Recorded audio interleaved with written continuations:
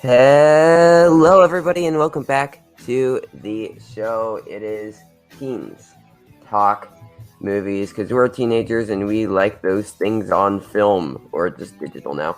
And I'm here, as always, with Thomas. Thomas, how you doing? I am doing good. Yeah, we've got a new Disney Plus TV show that we'll be talking about, as well as Without Remorse. We'll be doing a review for that. So yeah, should be lots to talk about. Should be good fun. Absolutely, and a massive Marvel news. Yes. Like, they kind of spoiled us this week. Between the Loki trailer and then the news they gave us.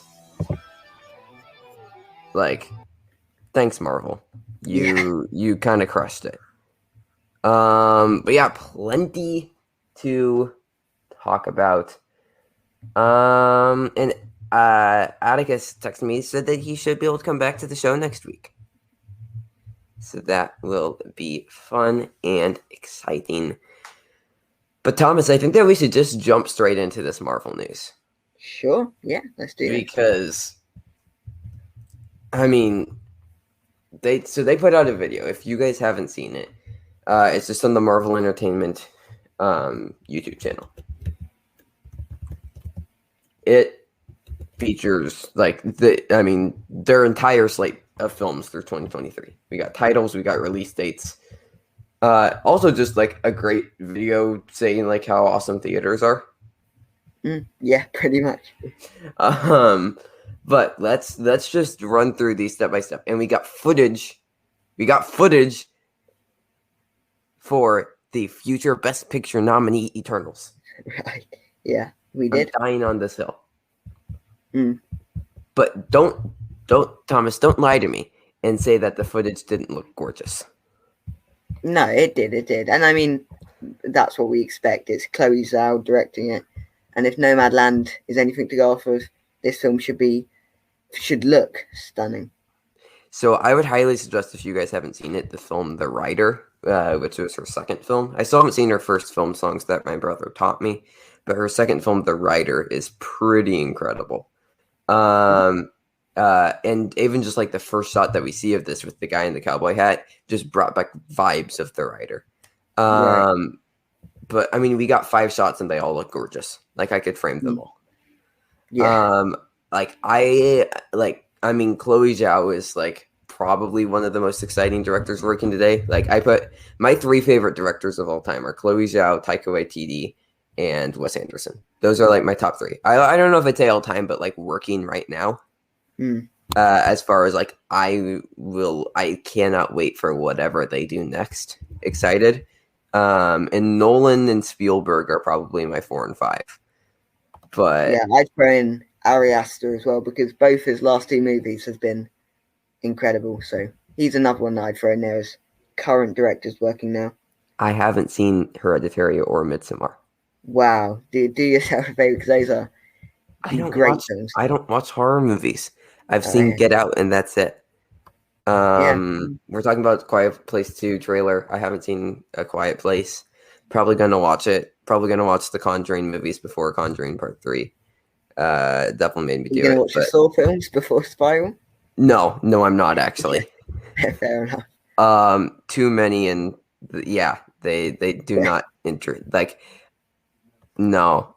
I'll do like horror stuff or like psychological thriller stuff, but Saw does not seem for me, and there's a lot of them. Yeah, that is true. So no, I'll be going into Spiral blind, which it doesn't look like it's connected to the rest of them. No, probably not. But yeah, so just running through here. Black Widow, July 9th, we got some more footage. Didn't need more footage, but exactly, just more of the same, really, which is fine. Yeah. Shang-Chi on September 3rd. I really like the footage that was shown here. Yeah. We got new stuff that we didn't see in the trailer. I know you weren't too high on the trailer. No, this is along the same veins. It's maybe different stuff, but it's sort of a similar thing they're showing with this. They're not revealing too much about it, which is good. Yeah. And then we've already talked Eternals, November 5th, 2021. Looks gorgeous.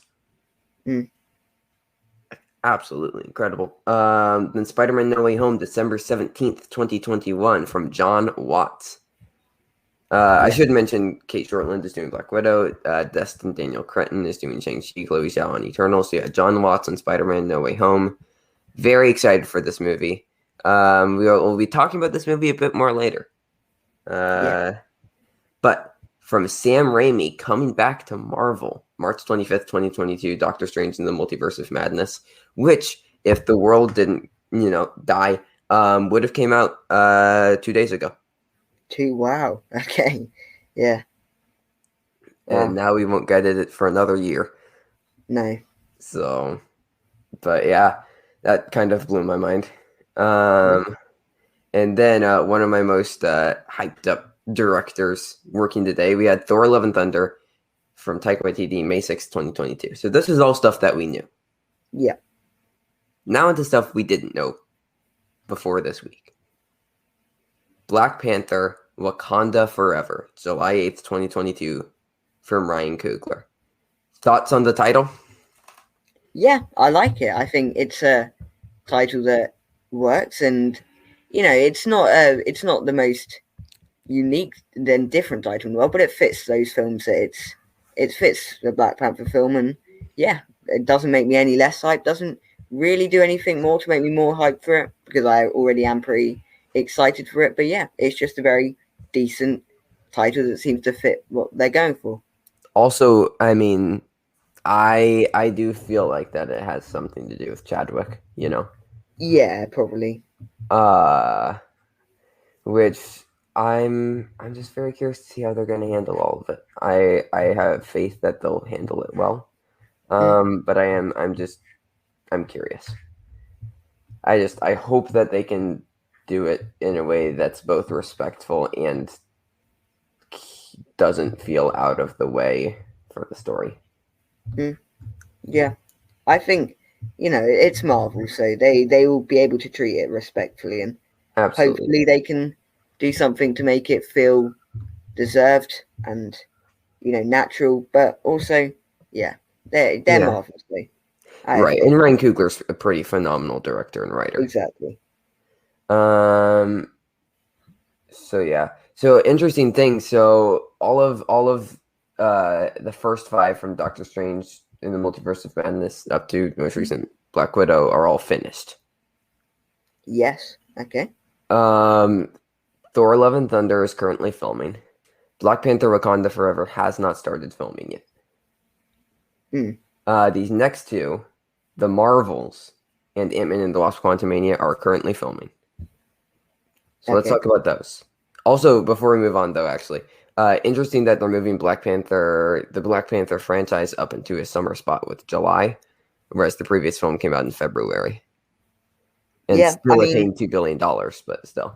yeah. I don't think they really knew how successful that first Black Panther film would be, and now that it's made all that money, they pushing it to a spot where they hope to make even more with the second one, probably. Yeah. And honestly, I think they will. Yeah. Exactly. Like, I think this is another $2 billion movie. So we have The Marvels coming from Nia DaCosta, who's also directing the upcoming Candyman film. November 11th, 2022. So interesting, The Marvels. So it isn't Captain Marvel 2. In the logo, we had like the Miss Marvel logo. So my thought with this is that, like, I mean, it will be a team up between Captain Marvel, Miss Marvel, and then Monica Rambeau, because you Yeah. saw her get powers in WandaVision. And I mean, she was the original Captain Marvel in the comics.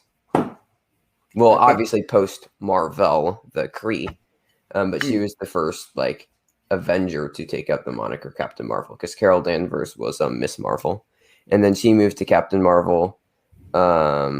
Then Monica Rambeau changed her name to Photon, and then we had Kamala Khan as Miss Marvel. So names have shifted around. Yeah. But I would love to see the three of them team up. Yeah, I think that could be fun. The title, it's a bit bland. I mean, just calling it the Marvels, but if they're gonna do a crossover like that and it fits, yeah. But I still think they could have thought of something a bit more interesting than just the Yeah. Marvels.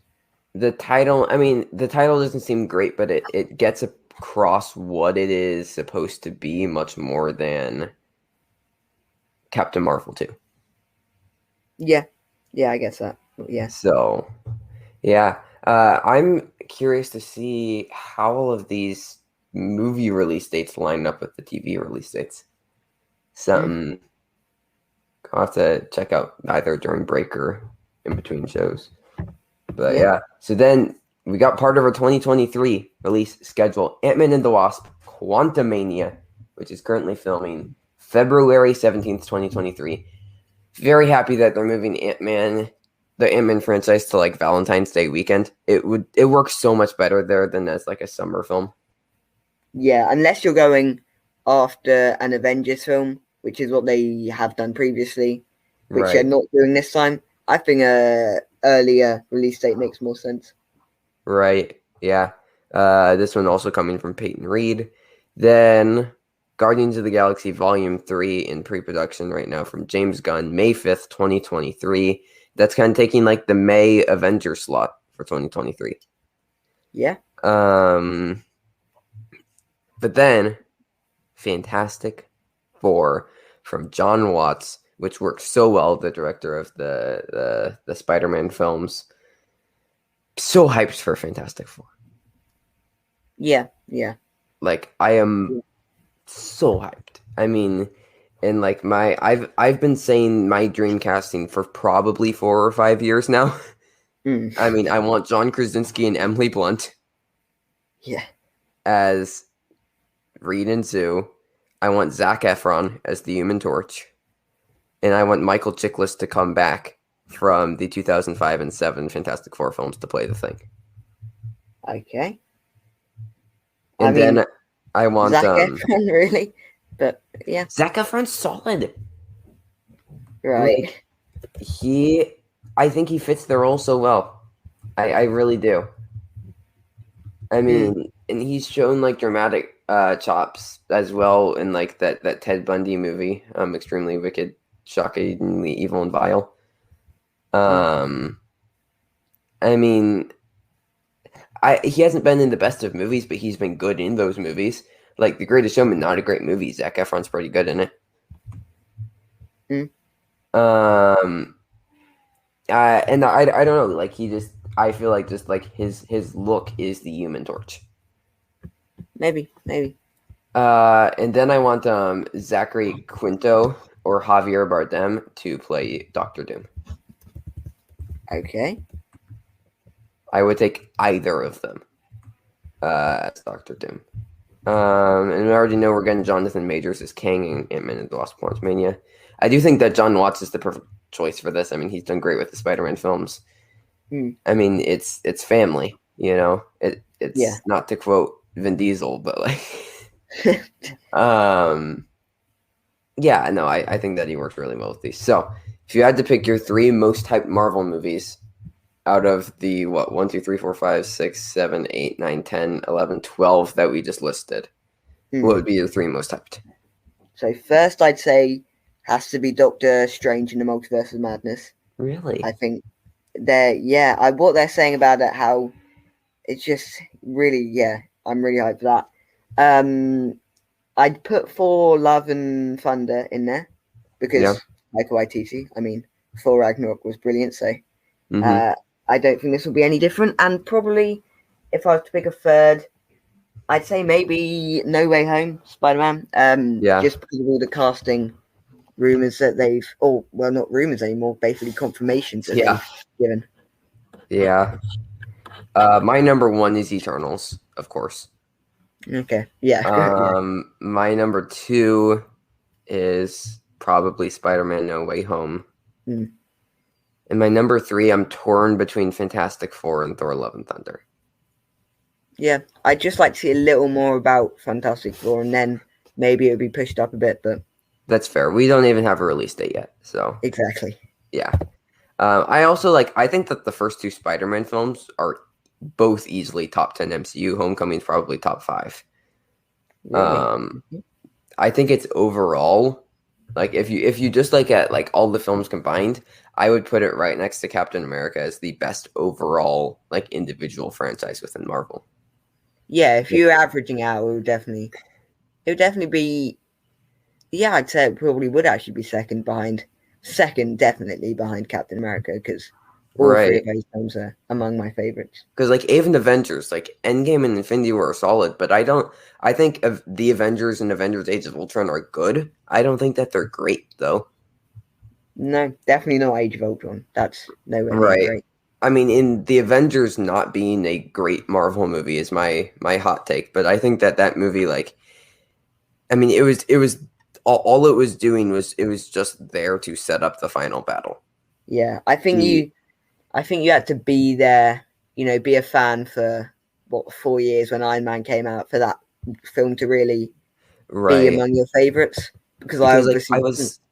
I came in at Civil War, so right. I mean, I was what I was 7 when the Avengers came out. I was 3 yeah, when Iron Man came out. yeah, So yeah, I didn't have that connection. I mean, I came in to the MCU like around like when Thor Ragnarok came out. okay, So I was very late to the MCU. So yeah, but no, like that movie just seems like it's there. Like the first hour and a half, hour 20, hour and a half are pretty inconsequential. Hmm. They're just kind of there to set up a cool final battle. yeah, And all of the stuff on the helicarrier feels very slow and it drags. So I don't know. But overall, I think that we're all pretty excited for this upcoming slate of Marvel films.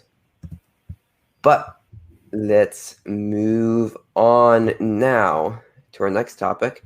Sticking with the Marvel stuff, we had our first look at the Miss Marvel costume from Set Pictures of Miss Marvel, and they just put the comic book suit on her. yeah. Like it's I'm looking at them now, and it's it is almost exactly the same. it's just the comic book suit, and it Yeah, translates to screen really, really well. yeah. I Um, mean, one slight criticism: it does look a bit childish with all the bright colors. Like, to me, this but she's 14 years costume old, wouldn't look out of place in a Nickelodeon show. It's that kind of right? vibe. That's fair, but like the character's supposed to be like 14 or 15 years old, and Yeah, it was homemade. yeah, So I feel like that's fine. I guess I almost feel like that was an intentional choice. yeah, I mean, because yeah, if you look at her costume from the comics, it's kind of the same way. yeah. It is, to be fair. So I mean, I'm happy that they just did the comic book costume. I mean, Mm, I don't. It's a costume that I think it does translate over well, and like you were saying, it does look a bit cartoony, yeah, but I feel like that was a choice, like an intentional choice. mm, So, I mean, they've been kind of killing it with costumes lately. At least I think. Like if you look at yeah, new costumes, like the Captain Marvel costume was great. yeah. You had the Uh, Hawkeye one as well. Hawkeye one. Just going back a bit for like the Wasp costume, really solid. Mm, I mean, I really like the white Black Widow costume. yeah, yeah, that as well. Which is also from the comics. Like they've been doing some really great comic accurate costumes, which I really appreciate. Mm, So we were talking about Spider-Man No Way Home. Andrew Garfield says, "Nah, I'm not in that," mm, which kind of doesn't work after Alfred Molina said, "Yeah, we're all doing this." yeah, Oh, sorry, Marvel. Was I not supposed to say? yeah, Like Marvel's like, "Hey, Andrew, say this. We can try and comfort him." No, we all know they're going to be in it. yeah. I mean, has Andrew Garfield himself been confirmed in it? Him and Emma Stone were like some of the first two Yeah. supposed to. It was Andrew Garfield, Emma Stone, Jamie Foxx, Alfred Molina, Tobey Maguire, and Kirsten Dunst were like the first 6 that were like, oh wait, is this going to be a thing? Mm, okay. Yeah, I mean, yeah, I did all this casting news for Spider-Man No Way Home doesn't surprise me anymore. I Yeah. mean, they're clearly, if they could announce literally anyone from the previous ones in the film, yeah, Yeah. sure, they're going to be in it. I And just yeah, really want Felicity Jones as Black Cat to come back from Amazing Spider-Man 2 okay, as a yeah, Felicia Hardy. yeah. I mean, I wouldn't be surprised if she had a cameo with the amount of people they've Yeah. got in it. Yeah, for sure. For some reason. So, okay. So in your brain, like, I know Emma Stone is in Amazing Spider-Man, and I know Emma Stone is in La La Land, but my brain just put together that they're the same person. Right. Okay. You might be on your own there. Like, I was like, yeah, Emma Stone's in Amazing Spider-Man. Oh yeah, Emma Stone's leading La La Land. Right. Oh, that's the same. Yeah. Okay. Just put that together.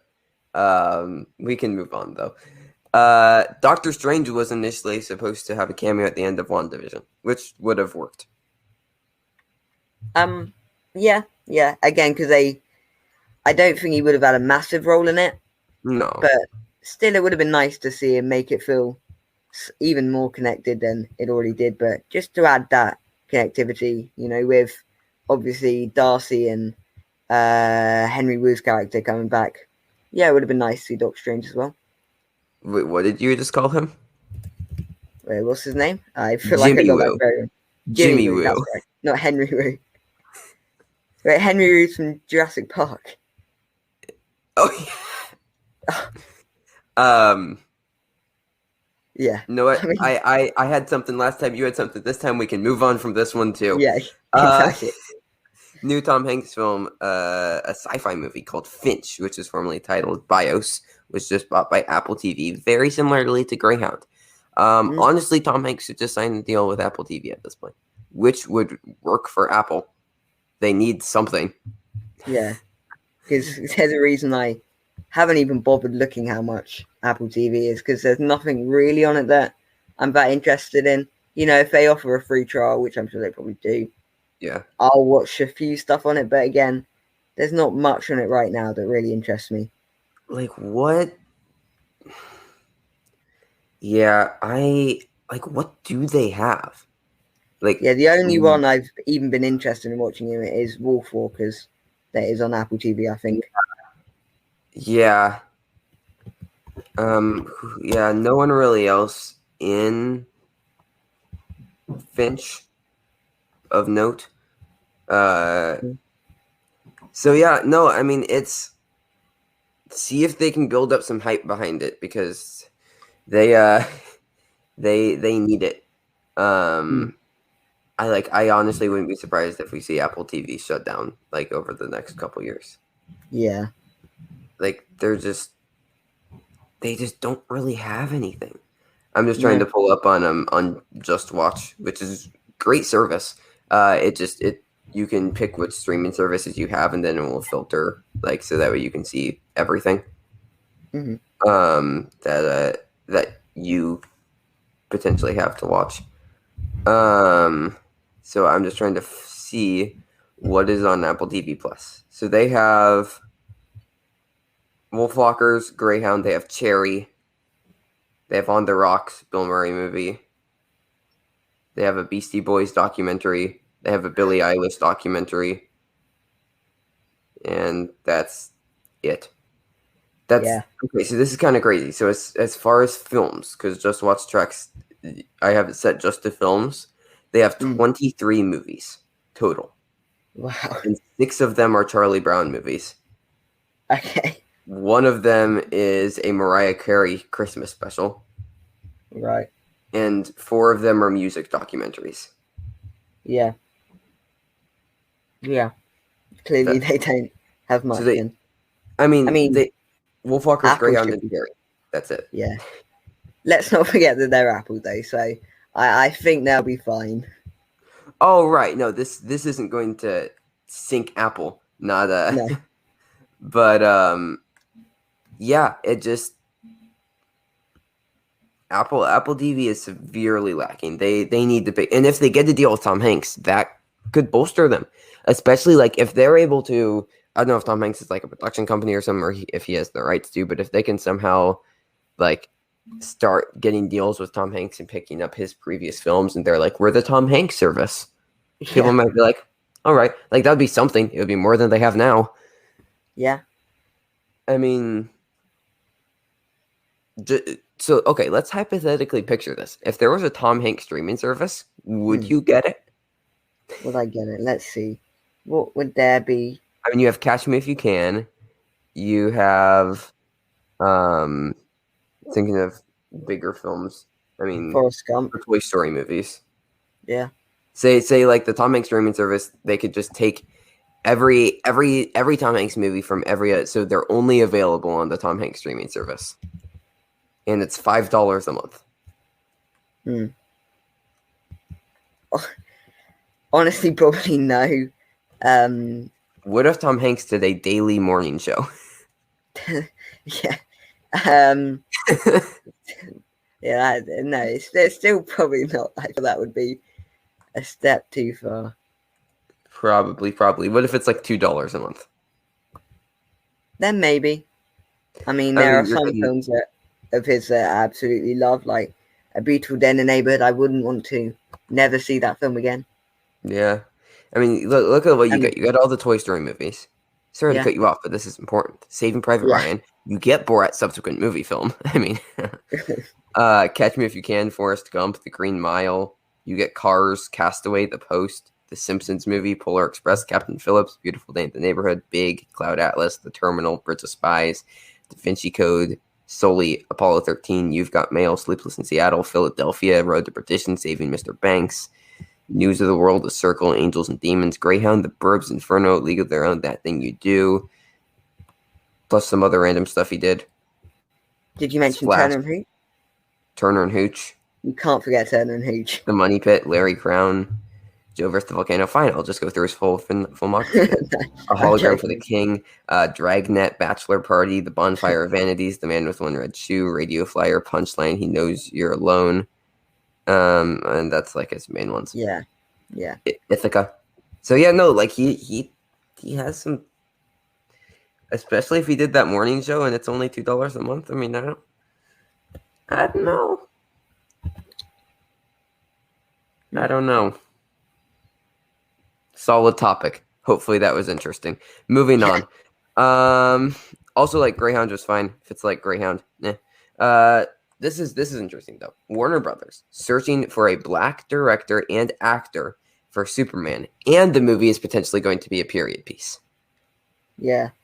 So this is big. It's been rumored for a while. Obviously, you do Michael B. Jordan. Right.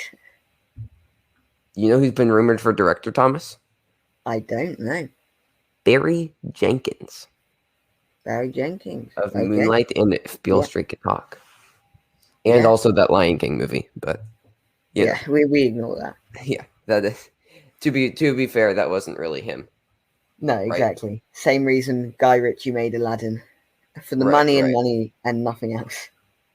Yeah, because like Jon Favreau, or what, did he just produce it? Because didn't Jon Favreau direct it? Yeah, I don't know. It's all a bit, No, nobody remembers that movie. Exactly. So let's see here. So it was directed by Jon Favreau and Barry Jenkins produced it. So it's not his fault. Yeah, but no, I mean, Moonlight and If Beale Street Could Talk, obviously both incredible. Yeah. I mean, I don't know. Is there any other? I would love to see Shaka King handle this. Of Judas and the Black Messiah, and Sorry to Bother You. Yeah, I mean, we'd also seen, an obvious one to throw out there would be Ryan Coogler. We've seen him do Black Panther. So, of course.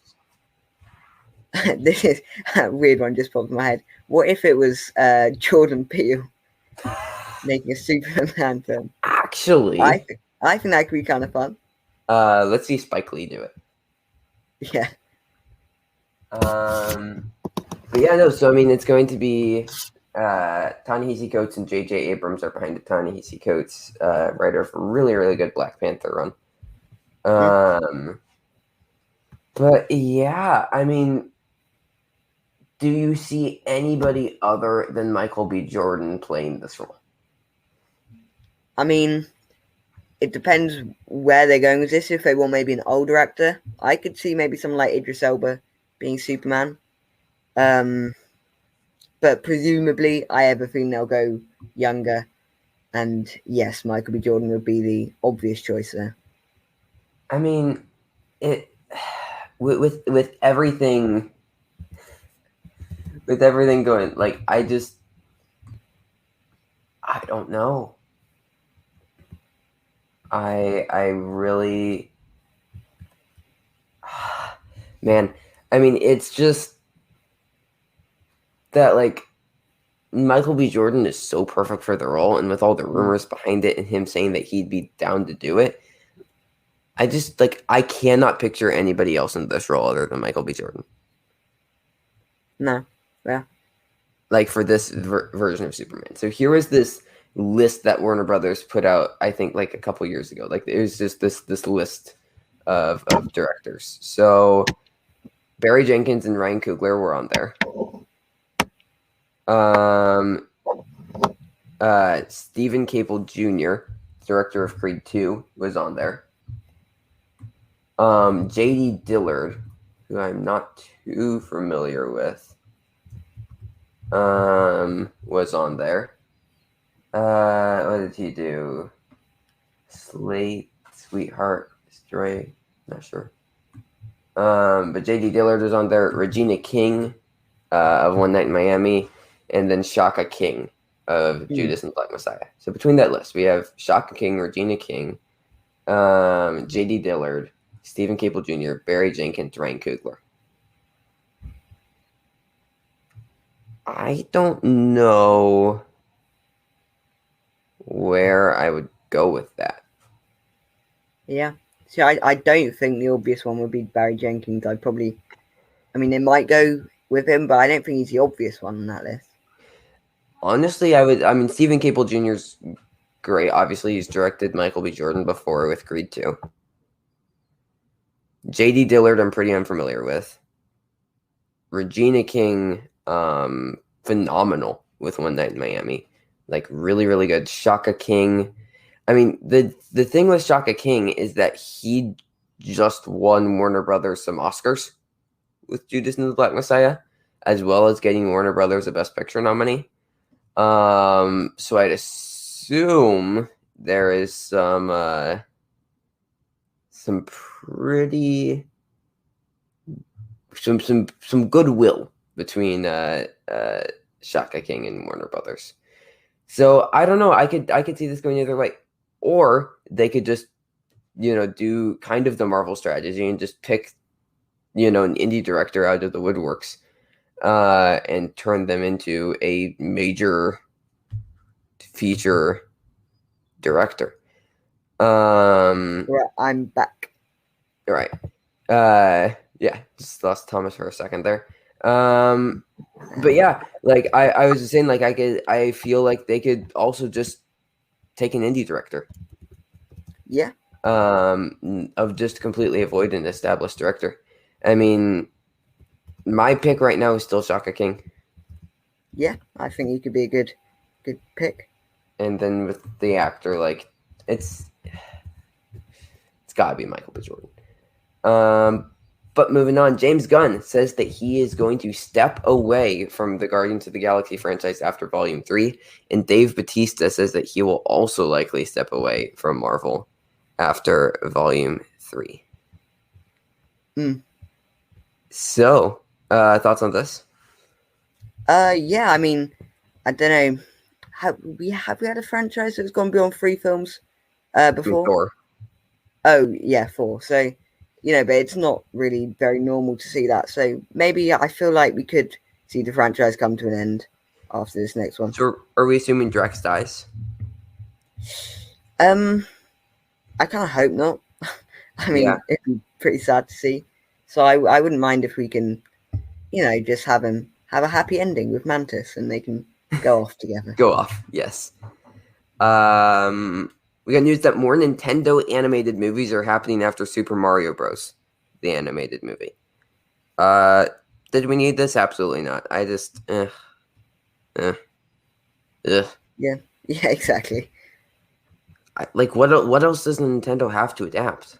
Like Mario Yeah. could be solid. There's a decent story in the video game, but like I Yeah. don't know. I could not be more uninterested in this. Exactly. I mean, we've already had lots and lots of Pokemon films, so don't really think we need any more of them. Yeah. Yeah, still haven't seen Detective Pikachu. Did you enjoy it? Yeah, definitely. I enjoyed it quite a fair bit actually. Okay, okay. Uh, might go around to watching that then. Mm. This is something that I'm very excited for. Gareth Edwards is returning to directing a new sci-fi movie called True Love, starring John David Washington. So, Thomas, thoughts on this? Yeah, I mean David John Washington, he's been good in a lot of stuff I've seen him in. Oh, sorry, I think I said David John Washington. I meant John David Washington. Sorry, didn't mean to laugh, but Yeah. So, and yeah, Gareth Edwards, not a massive fan of his of the two films I've seen from him, Godzilla and Rogue One. But really, you didn't you like know, Rogue One? I thought it was fine. Man, But there is a lot of potential in those films, and the direction from them was definitely pretty good. So I'm sure he is a good director. Just the films I've seen from him have not been the greatest. I mean, he's only done 3 movies. He's only done Yeah. Monsters aside from that. I mean, Mm. so Rogue One's probably my favorite Star Wars movie, to be completely honest. Oh, wow. Okay. Yeah. I put it right next to Return of the Jedi for me. So I get why people don't like it. But I think it's very impressive to make us, and this comes from Gareth Edwards, make us love characters that we all know are going to die within 2 hours and still make them upset when they die. Yeah. But John David Washington, not David John Washington, as Yes. My bad. Thomas would have you believe. Yeah. Pretty phenomenal actor. I mean, Tenet, pretty good in. I still haven't seen Malcolm and Marie, but he's absolutely incredible in Black Klansman. Yeah. Kind of shocked that he didn't get a Best Actor nomination. No. Because I thought that he was really incredible in that. So really excited to see these guys team up. Yeah. We got some news about that Red Sonia reboot, which has been trying to happen for years now. Yeah. Hannah John Kamen is going to be playing Red Sonia, which I've only seen her in 2 other things. And she hasn't done a lot. She's most famous for Game of Thrones, I know, which I haven't seen. But she played Ghost in Ant-Man and the Wasp, which I thought that she was very, very good at. And then she was like a villain character in Ready Player One, which I thought that she was solid. I don't think that she's like an incredible actress, but I haven't found anything bad to say about her. Yeah. Exactly. And obviously she's going to be better than Bridget Nielsen in Right. 1985's Red Sonja. Yeah. That movie is terrible. And I think there's a great way to update it. Great premise, solid ideas. Just that movie was Yeah. probably one of the worst movies I've ever seen. But excited to see this in a new direction. And without Arnold Schwarzenegger playing a character that's just trying to sexually assault Red Sonja. Yeah, right. DC has restarted production on Joker 2. Joker was a good movie. Exactly. I don't think it needs a sequel. Unless they're tying it in with the Batman. Yeah. Then I could see a case made. But even then, I don't know. I don't need this. I don't have much to say other than let's just leave good movies alone. Yeah. This is another one. So we were talking about Apple TV Plus not having a lot. Paramount Plus. That's the thing. They said that they're going to. I had not heard of this. Yeah, this week. Their biggest movie so far is the SpongeBob movie. Yeah, which even that's on Netflix in the UK. Yeah. They said that they're going to do a new movie every week in 2022. Hopefully, one of them is good. Because that's how low my expectations are for Paramount Plus. Honestly, their draws, they have the Star Trek movies and Mission Impossible movies. Yeah. Yeah. That's it. And I think the Bourne movies as well. Like they don't have a lot. I props to them for developing, trying, or getting started on developing original content, and I hope that some of them are good because otherwise they could just sink. Yeah. I have a feeling. I have a feeling it will. To be honest, I don't have much interest in this streaming service. Yeah, If they're releasing a new one every day, that is an interesting thing. week, I don't know how long that can last though. week. Is that a sustainable model? Probably Yeah. not. No, and it's going to be every week, not day. Yeah, that's every week. But even so, every Yeah, week is still that's 52 new films a year. every day would be impressive. Yeah, Like 365 movies in a year, that would get my yeah, attention. I mean, Netflix puts out new stuff every week. Like it isn't like this is something new. They aren't all major features or major films, but they put out something new mm. every week. yeah. But So the problem is they didn't start off doing that. yeah, They took their time to grow, and then they could make this. But Paramount, if they're putting all this money into it, which presumably they are, it's presumably going to cost a lot to produce a new film every week. It could be a bad decision from their part. yeah, absolutely. You know, it's something I'm very excited about though that I think is a great decision. Hmm. So you know what makes everything better, no matter what? What? Muppets. Yes.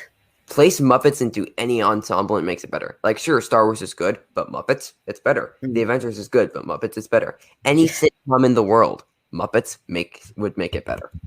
Yeah. Let's all be honest with ourselves. So, Haunted Mansion, pretty terrible movie. Thomas and I can agree on that. Yes. But they're doing a Muppets Haunted Mansion Disney Plus special for Halloween. This is Hmm. probably going to be one of the greatest films of the year. Yeah. I That's was not light secretly work. hoping this was a reboot that they were talking about. It wasn't actually a reboot. It was just they're making with the Muppets. That would have been great news. But Yeah, it's the Muppets, and not much more to say about that. I mean, you bring up a good point. So Justin Simeon, he's still doing that more horror-based Disney remake of Haunted Mansion. So Disney's like kind of going heavy with Haunted Mansion stuff. Yeah.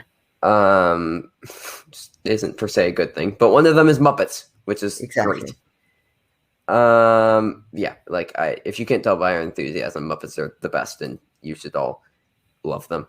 If not, Yes. then you're probably not a great person. So Matt, sorry, that was mean. Mads Mikkelsen talked about Indiana Jones 5 and Fantastic Beasts 3, hyping them both up. Surprise, surprise. Yeah. But Mads Mikkelsen, phenomenal. Yeah. Great actor. I mean, he's Hey. fantastic in Another Round. Yeah. Still haven't got around to seeing that, but definitely will at some point. But again, this story just feels like Kevin Feige saying the Eternals will be nominated for Best Picture or He win. said it I would think win. he said. Yeah, exactly. So it's a marketing strategy. It's getting your crew to hype it up, which is fine. Yeah, absolutely. Very excited though to see Mads Mikkelsen in two major, franchise Yeah. blockbusters next year. Yeah. And honestly, I think he'll do a better job than Johnny Depp as Grindelwald. Yeah. I mean, we didn't get much time with Johnny Depp's Grindelwald, but Yeah, what we did get wasn't great. I mean, it was perfectly adequate, but it wasn't yeah, anything spectacular. yeah.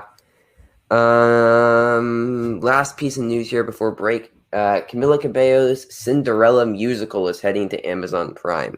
I wasn't aware this was a thing. Apparently, there's going to be a new live-action Cinderella movie, but Camilla Cabello is going to do it. Or Camilla Cabello. I don't know how to say her name. Camila Cabello? I don't know. Yeah, I'd say it's probably Camilla, maybe. Camila Cabello? I don't know. I know she's a famous singer. Yeah. I'm bad at music stuff, so this is her first film. She's starring in it. I think she also wrote it. Amazon saw something in it, so it comes out this summer. We'll do a review of it likely. Because it was slated for like a wide theatrical release. So curious to see it moving to Amazon. But not much to say about it because I'm really not familiar with it. Also, I've never seen the live action Cinderella movie. Nor have I. You're not alone there. Oh, good. I thought that would be another what? like Midsommar. All right. So we will take a quick break, then we will talk about some trailers and some reviews. So we'll see you guys in just 1 second. Hey everyone, it is Trevor from Teens Talk Movies, and I am here to talk to you about Anchor. So, if you have not heard about Anchor, it is the easiest way to make a podcast. So first of all, it's free. Everybody loves free things. But sometimes free things aren't great, or there's a more expensive version. This is not the case with Anchor. It gives you everything you need. You have creation tools, you can record your show, you can edit your show right from a phone or a computer. There's literally no restrictions. And also, Anchor will distribute your podcast for you. So you don't have to do anything. You record, you press publish, and Anchor does the rest. Your podcast will be on Spotify, Apple Podcasts, Google Podcasts, so much more. It's really amazing. I use Anchor all the time. I'm using it right now. It has literally been my livelihood throughout the pandemic. I use it almost every day to record different podcasts or edit shows. It's really amazing. Also, you can make money from your podcast. You can support yourself with a podcast. You don't have to have any minimum listenership. You could have one listener and make money off of ads. It's, like I said, Anchor is no restrictions. It gives you everything you need, and it's everything you need to make a podcast all in one place. So, download the free Anchor app or go to anchor.fm to get started today. Now, back to the show. Welcome back to the show, everybody. Thomas, want to get right into some trailers? Sure, let's do this. So we had a trailer for A Quiet Place Part 2. Immediate thoughts on the trailer. I mean, this comes out, in 19 days? At least in the US. Yeah. I mean, immediate thoughts, it looks very similar to the first one. Okay. Obviously, you haven't seen the first one, so... I have not, no. I won't spoil anything, but if you have seen the first one, there's something that a bit weird in it, which doesn't make a ton of sense in the trailer. But I'll let you watch it, and then you can realize why it's weird. Okay. But yeah, as I say, it's very much along the same veins, and I mean, I can't pronounce his name for the life of me. Jimon Hounsou. Jimon Hounsou, there you go. He looks pretty decent in it, pretty good in it. I'm excited to see what he does. And yeah, it's just another sort of apocalypse horror film that it looks very similar to the first one, but still very excited to see it. Yeah, I just realized that was Jimon Hounsou. Really? Okay. Yeah, didn't catch that. Yeah, so I haven't seen the first film. I'll definitely watch it this month before Quiet Place Part 2 comes out. But yeah, I'm very much into the idea of post-apocalyptic horror. I haven't seen a lot of horror stuff. Honestly, just Get Out. But I love apocalyptic films. I like the idea that the world is ending because it will. So that sounded wrong. I like the idea that the world is ending in a film sense. Yeah. There. I've cleared my name.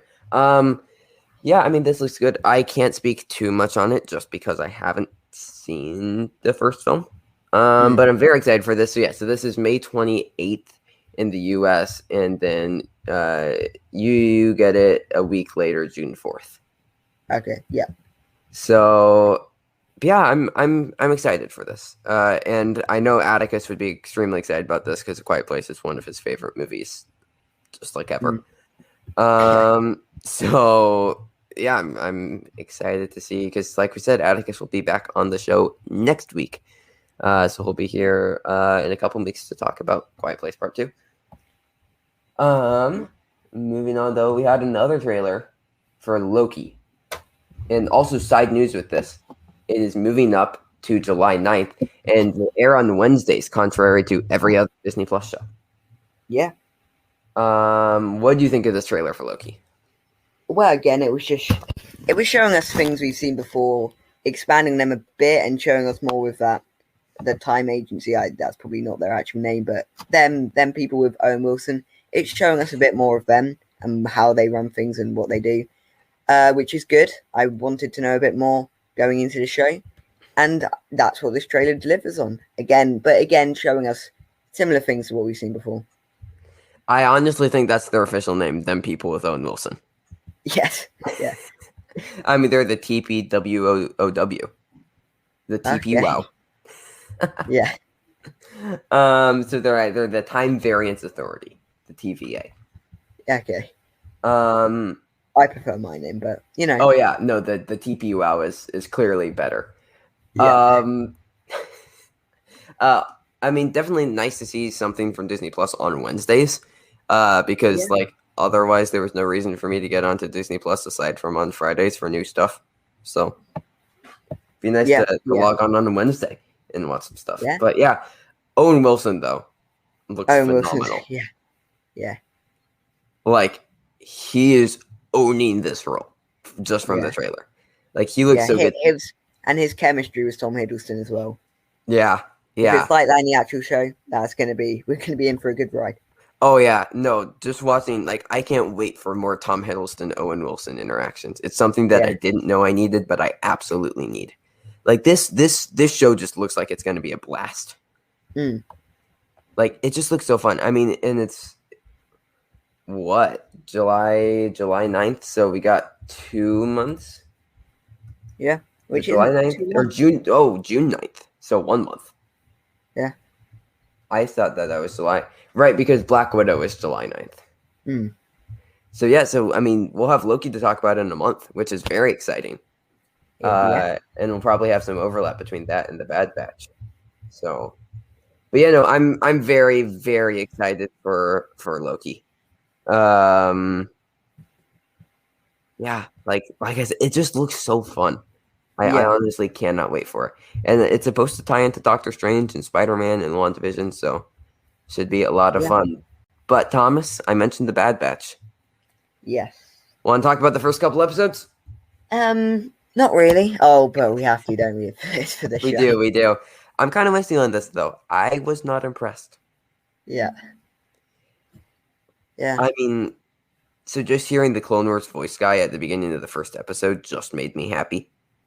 I mean, so this isn't abnormal for Star Wars. So if you couldn't tell these from our reactions, these first 2 episodes weren't great. The character of Omega seems pretty incredibly annoying. Yeah. But this is very normal for Star Wars animated shows. The first season, so just looking at Clone Wars and Rebels, the first seasons are not great. They have to find their footing, and they both have really annoying child characters. Okay. Clone Wars, Ahsoka was incredibly annoying in season 1 of Clone Wars. Ezra was incredibly annoying in season 1 of Rebels. So they each have incredibly annoying child characters that really grow into their own and become like fan favorite characters post season 1.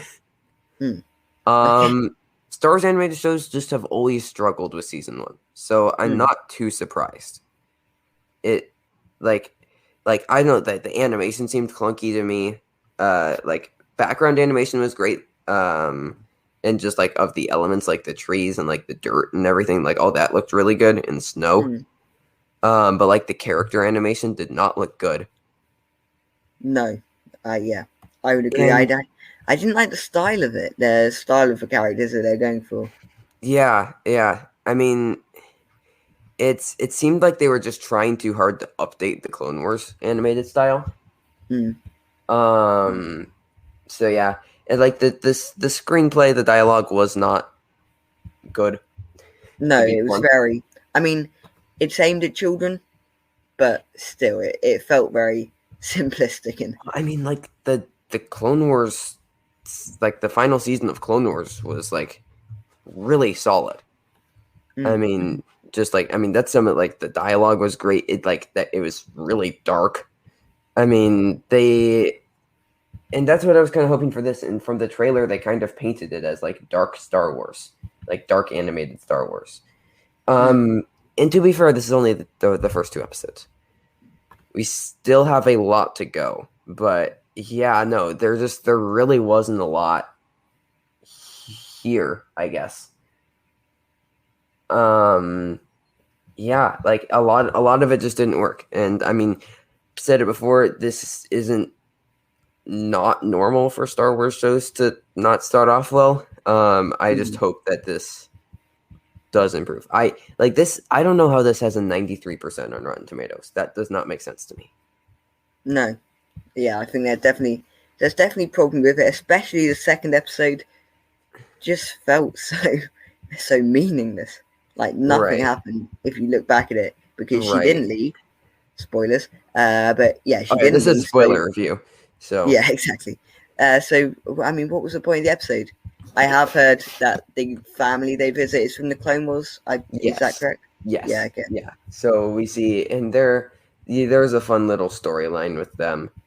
But yeah, no, there wasn't a lot. Thomas, do you remember the names of the 2 episodes? There were names to the episodes. Yep. No, I had no idea. No, I don't know. Aftermath was the first one, and Cut and Run was the second one. Okay. Did not pay attention to it. It was cool to see other characters again. Like we got to see Saw Gerrera, which is cool. We got to see Tarkin, which was cool. We know we're getting Fennec Shand at some point. We got to see Lama Su, the Prime Minister of Kamino again from Attack of the Clones. We got to see Palpatine. Kanan Jarrus, the main character of Rebels. So that was him as a Padawan at the start of episode 1. Oh, okay. His original name was Caleb Doom, as what she was calling him. Who he changed his name to Kanan Jarrus and started the Rebels. So it was cool to see him as a Padawan. I mean, there are some really cool like Star Wars things in here, but just as an overall show, it has really fell pretty flat so far. Yeah. And yeah, like I'm not too invested in the characters.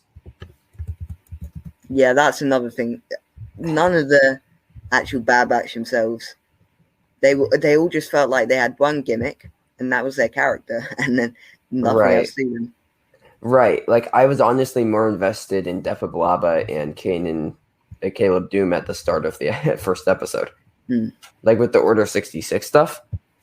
Like that was actually pretty solid, I thought. All of the Order 66 stuff. And then it just like you said, like there was no, these first 2 episodes felt pretty meaningless, and like the characters didn't have any growth. No. Because like you said, nothing changed. Like from episode 1 to episode 2, nothing changed. So, I hope it gets better. Yeah. Because obviously we're gonna continue to watch this for the show. And I hope it gets better. But overall, what would you give the Bad Batch so far? I'd probably have to go to maybe. I mean, I'd say this is going to be 5 16 episodes.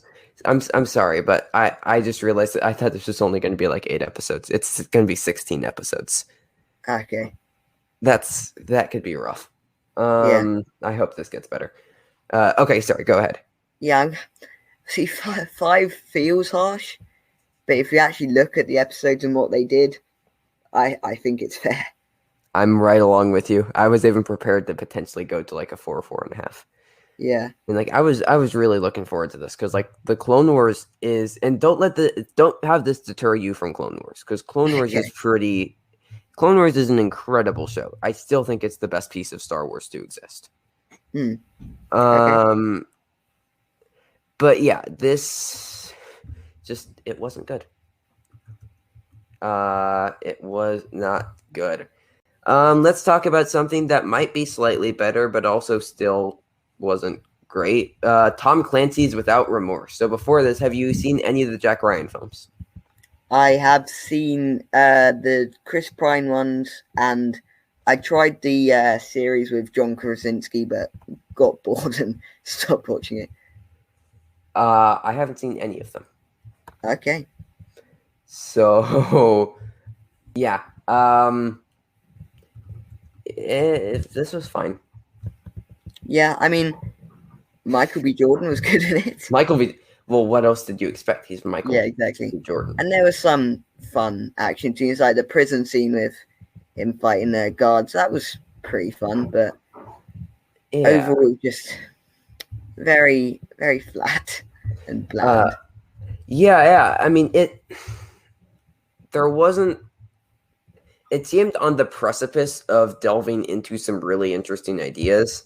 Mm, I mean, with the conspiracy, like trying to like take out the people and the families of like all this like intertwined, plot and connection, and then the government like ignoring it to keep their power and everything like that.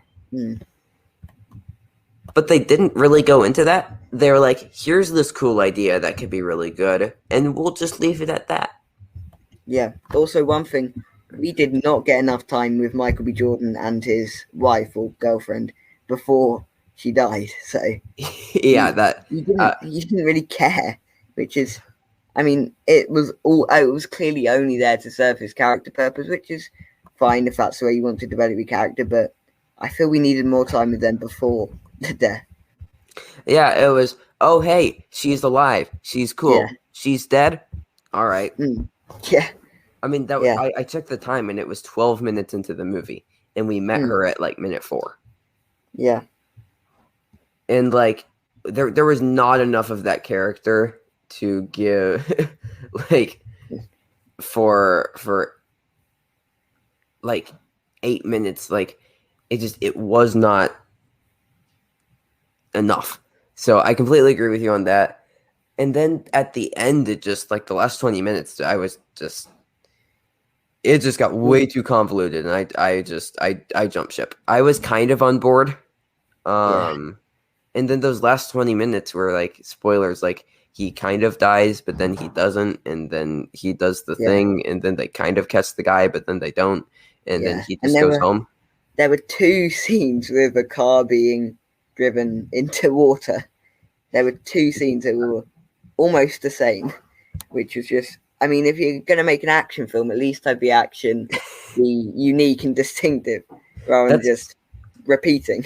one thing that I love about Nobody, which I know it hasn't came out in the UK yet, Mm-hmm. but like Nobody is just like there's like it never repeats itself with action, and all of its like action gimmicks and stuff I've never seen in any other action movie.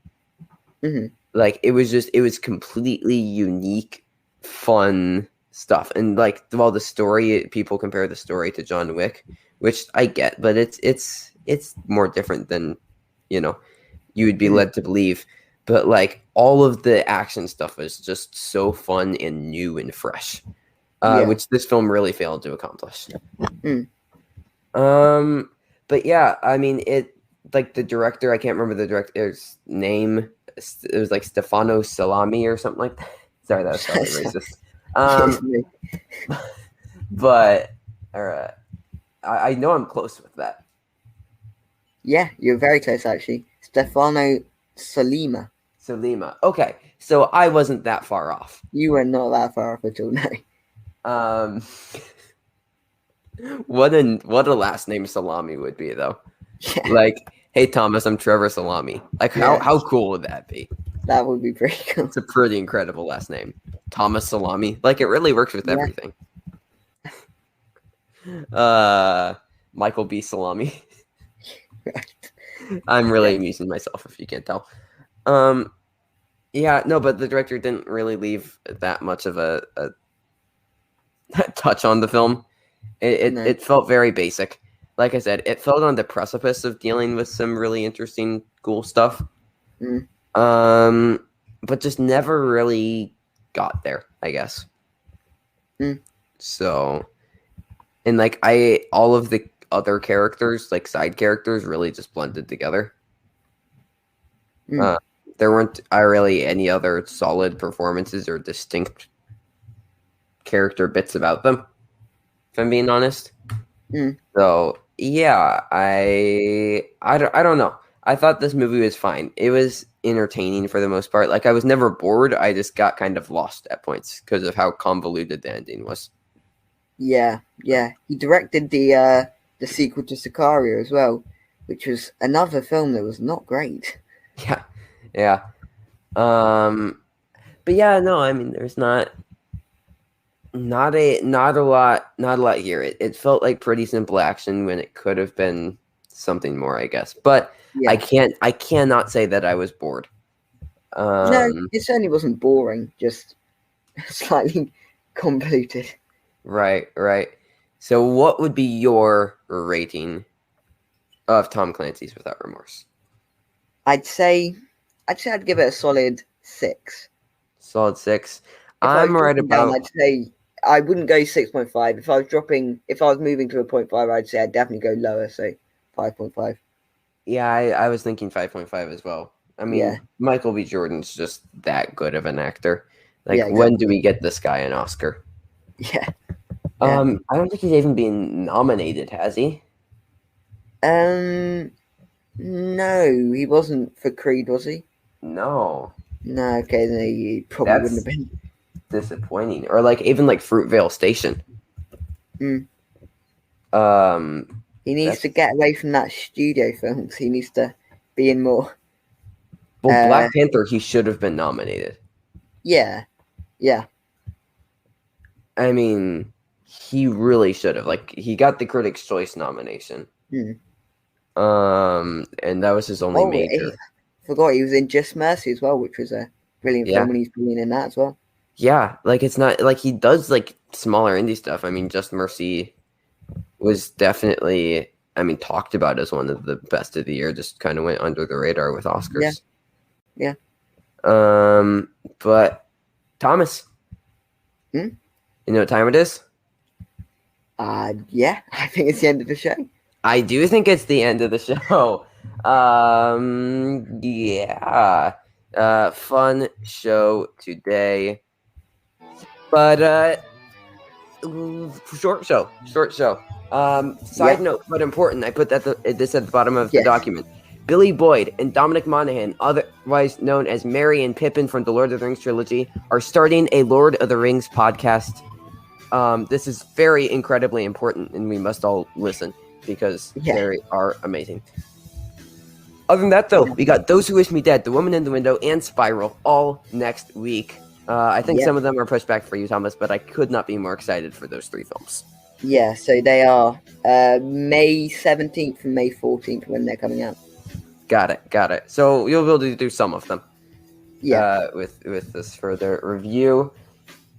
But that is the end of the show. Lots to talk about next week. All the news plus reviews of those movies, what we can, and also maybe a Wrath of Man review. We will see. Maybe. But thank you guys so much for listening. Stay safe, everybody. And check me out on Letterboxd, Trevor Mattson. All right. Goodbye, all. Thanks again for listening. Stay safe, and see you guys next week.